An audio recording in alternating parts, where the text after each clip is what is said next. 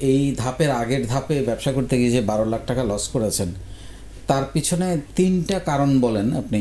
আমি মানুষকে খুব সহজে বিশ্বাস করি, এইটা রাখেন, এটা সমস্যা নেই, এইটা একটা বিষয়।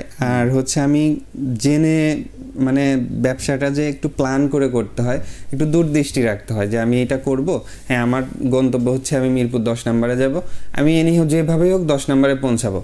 কিন্তু আমার ওই টার্গেটটা ছিল না যে আমি কি করতেছি, আমি কি করব, এটা আমার মধ্যে ছিল না।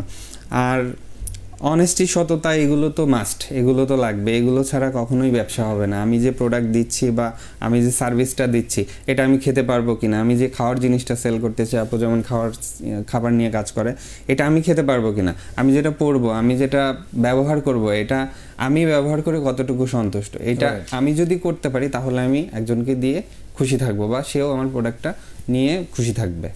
স্যার, এই বিষয়গুলো আমার ল্যাক ছিল, আমার মনে হয় এইগুলো আমি ওইভাবে যাচাই করতে পারিনি ওই সময়। ওকে।